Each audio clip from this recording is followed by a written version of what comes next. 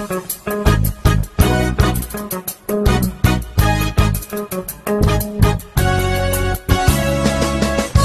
Apollo, bonjour.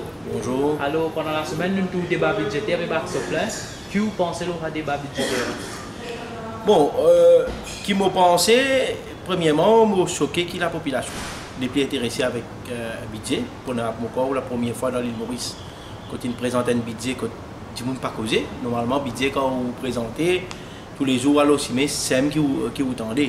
Donc là, moi, un désintéressement total de la population, parce que la population connaît la 3 budgets passés sous ce gouvernement-là, c'est l'effet d'annonce, et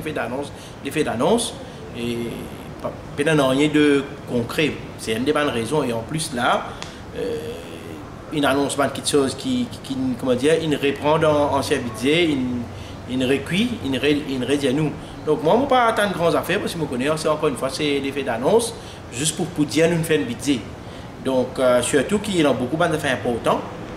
Par exemple, moi, je dis qui est attaché avec l'océan, avec la mer, pendant l'économie bleue. Alors que c'est une des bonnes ressources, c'est un des bonnes critères que nous sommes capables d'exploiter pour l'avenir. Parce que nous connaissons l'avenir de l'économie à Maurice, nous sommes capables aussi de penser à l'économie bleue. Ben, rien, zéro. C'est un parmi autant de thèmes qui ne vont pas trouver un paraître dans le discours.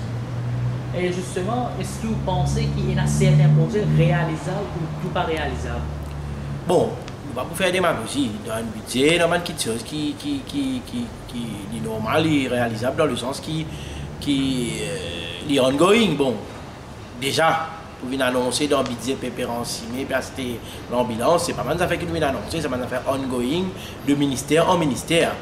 Et je pense que c'est des affaires qui sont normales au niveau infrastructure, il est pour réalisable. Mais la plus grosse question qui se pose, qui est non pour relancer l'économie et relancer la croissance et créer l'emploi?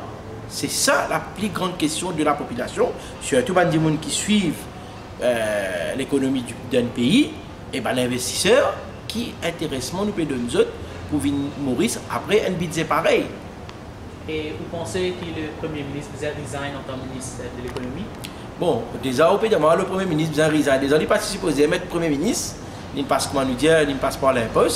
Maintenant, attaché à ça, les ministres des Finances, déjà, il y a beaucoup pour un qui peut débiter, qui part un coup de pouce sur papa d'une Premier ministre. Maintenant, responsabilité ministre des Finances, c'est aussi un gros dossier. Ben écoute, lui-même, il vous a trouvé s'il est capable de faire travail là ou pas. Et c'est à lui-même, tout en âme de conscience, pour l'intérêt du pays, comment nous dit tout le monde politicien, quand nous travaillons dans l'intérêt du pays, mais c'est à lui de voir est-ce qu'il est capable d'assumer et un poste qu'il n'est pas mérité, et en même temps, le ministre des Finances, la population pour juger. Est-ce qu'il ou en tant que membre MMM, vous acceptez qu'il y ait un député de la majorité ou qu'il y ait plusieurs portefeuilles à la fois? Bon, déjà, nous tout dire qu'il Maurice pour le nombre de la population qu'on a, comparé à un grand pays, nous désignons beaucoup de ministres par rapport à la population. Bon, si c'est un moyen pour réduire le coût ministériel, ça veut dire en termes de salaire, per diem, de facilité, qui nous capable de faire un dimono qui plusieurs ministères et qui les peuvent dans une responsabilité qui donne, why not? Mais c'est dans certains ministères qui demandent une attention spéciale, par exemple finance, il peut être possible pour envisager un ministre finance qui occupe tourisme, qui occupe l'intégration sociale. Et non, pas de portefeuille qui nous capable de merge together. Dans le contexte, qui nous peut diminuer le coût au profit de la population et au profit de l'État que nous économisons l'argent. On pensait qu'il dépend qui ministère et qui a une responsabilité qui nous peut demander. Et hier, Rochibanen annonce démission semaine prochaine à sa construction de Rochibanen. Est-ce que vous pensez que ça peut avoir l'impact politiquement? Bon, Rochibanen annonce démission.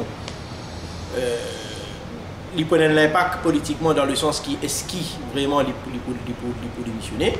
Et si c'est oui, parce que par rapport à ce que nous avons dit hier, il paraît qu'il pour démissionner. Ben écoutez, c'est l'occasion pour dire les peuples, pour les sous-couillonner en 2014, ou tu les sous-couillonner en 2010, ou tu les sous-couillonner en 2005, mais nous aussi Badin, il disait qu'il bien démissionné parce qu'il y a une bonne raison, parce que nous pensons, nous pas couillons dans l'île Maurice. Si M. Badin, qui est ministre des Finances, dit il n'est pas pour démissionner, pas même envisage de démissionner, pour défendre tout ce que le gouvernement peut faire, et pas oublier 2 ans et demi dans le gouvernement, ensemble avec Xavier Duval, de se défendre bec et ongle, mes camarades, car le ban recherche, le ban débat qui ont fait, tout ban projet gouvernemental, ils ont dit c'est facile pour dire, pas nous ça, mais nous laissons la population, parce que la population, souvent des fois, nous disons des affaires à camper dans l'élection, et quand l'élection là vient, l'esprit s'en va parce qu'il et dans tout cas tes promesses, fausses promesses qu'il fait. Moi, je dis la population, les viennent si Badin, vraiment, tenir parole et démissionner. Et là, numéro 18, 4 bonnes, pour donner l'exemple, qui vraiment, nous peut décider pour donner un warning au gouvernement, un warning à M. Badin, un warning à des gens qui contribuent pendant 2 ans et demi pour qui faire une connerie pareille de nos pays, mais je connais que je peux faire et je pense qu'il y a un impact pour tout le parti politique et vous souhaitez que tout le parti politique présente notre candidat et nous laisse les peuples décider en toute démocratie. Et toutes les semaines, nous avons scandale, vous pensez que le gouvernement là pour le terme de ce mandat?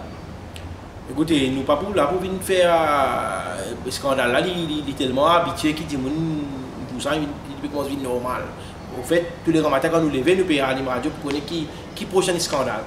Oui, je pourrais dire, moi je pense que je parle au faux de mandat parce que je déjà connais qui prochaine élection, je ne pas pour là. Je peux exécuter par le peuple.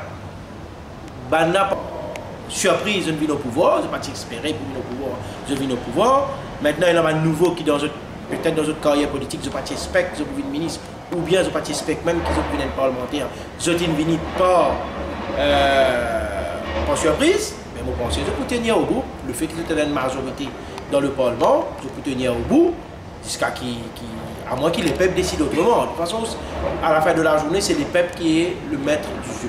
Si les peuples décident pour dire nous visons une élection anticipée, ben, le peuple va prendre une mesure qui s'impose.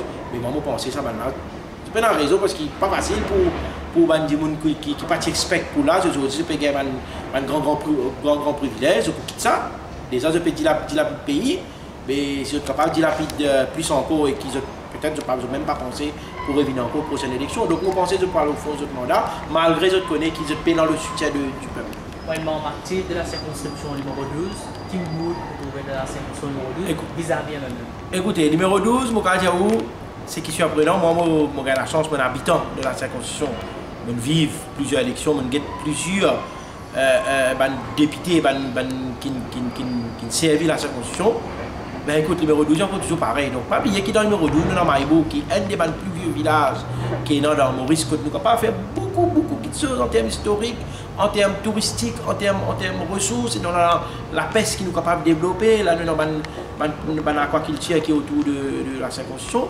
Mais tout le temps, là, la circonscription numéro 12, nous avons des députés, des politiciens qui sont de loin, qui viennent là, qui embêtent nous.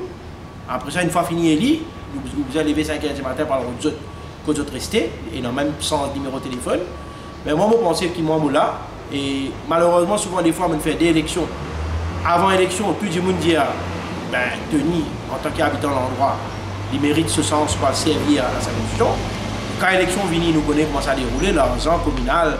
Mais seulement, ce qui est vraiment surprenant, c'est que tout de suite après l'élection, 2 mois après, tout le monde, quand se trouve moi, le cimé, dans le bazar, eh bien, nous faisons une erreur, c'est toi qui nous as envoyé comme député. Mais j'espère la population aussi arrête, comme tout le temps je dis, ces politiciens qui couillonnent du monde, les populations aussi dans son rôle à jouer parce que quand ils font un man du monde qui habite dans l'endroit quoi, qui ont envie, un du monde dans l'autre endroit, c'est après quand l'élection vient, ils ont oublié ça, ben c'est dans notre part responsabilité. Donc moi, je présente moi une 3e fois dans la circonscription. Mais écoute, maintenant, je la balle dans le camp de mon habitant numéro 12. Si j'ai envie de continuer avec ces histoires, ce n'est pas qui coin pour venir servir nous. Après, une fois qu'il finit au vote, quitte la circonscription, mais moi, je suis de bon sens. Moi, je suis toujours là. Moi, je défends mon circonscription parce que je suis né là, je grandis là, mes enfants sont nés là. Je suis mort là, je passe mon retraite ici même, mes enfants pour bien grandir là. Et quand je peux causer parce que je connais mon circonscription, je connais quel problème qui est là, comment nous sommes capables de faire ensemble avec mon habitant numéro 12 pour régler nos problèmes. Et dernière question, quel message vous avez à la jeunesse militante et à la militante féminine? Donc, moi, message n'est pas pour adresser seulement à la jeunesse militante, beaucoup de dire à la jeunesse tout court, la jeunesse de Maurice. Donc, disons, il ne faudrait pas nous faire errer, nous dire, oui, jeunesse qui peut diriger ce pays. Il n'est pas facile pour un jeune, fait quitter l'école, fait quitter l'université, vient rentrer dans la politique, parce qu'il nous connaît. Politique, il écoute, politique, il prend où le temps. Aujourd'hui, jeune, il dit bon, le Facebook, le Internet, nous fait une belle proposition, mais déjà, nous avons le courage pour lancer nous dans la politique. Donc, mon premier message, au lieu qu'il nous reste derrière nous critiquer, ou nous dire, tu es un jeune, déjà, lance dans la politique. Viens le collecteur, viens vers mon habitant. Déjà, nous avons fait que nous sommes jeunes, nous ne sommes pas capables de croire parce qu'ils sont jeunes, parce qu'ils ont envie que ça passe comme ça, qui dit, mais nous dit, ben, c'est un jeune. Nous bisons l'expérience de man aîné. C'est pour ça que la dernière fois, je dis, dans le MMM, ce qui est vraiment extra, c'est qu'il y a un aîné qui se là comme un guide. Moi, je prends beaucoup de conseils de aîné qui sont dans la politique, dans le MMM. Mais nous, nous couches de jeunes. C'est le parti, moi, qui est les jeunes qui fonctionnaient. Donc d'ailleurs, on fait appel à d'autres Mauriciens qui souhaitaient joindre parce que, le MMM, les jeunes. Parce que nous, le MMM, déjà, c'est montre-moi une partie dans Maurice, côté dans une réunion tous les samedis, pour discuter le sujet du pays. Et non. Côté d'une partie, côté les jeunes qui allent vers la population, qui fait une recommandation. Côté dans une élection, quand nous élire un président jeune, alors qu'il demande de l'autre parti, soit au fils à papa, soit une fini gardée pour vous parce qu'il vous appelle tel. Donc moi, je pense que la jeunesse, si vraiment vous avez envie de montrer que vous avez servi le pays, premièrement, réfléchissez bien qui parti, qui prône pour le renouvellement et aussi ne pas casser parce que rouler un pays, ce n'est pas rouler un business, rouler la boutique, nous bisons l'expérience de Banini.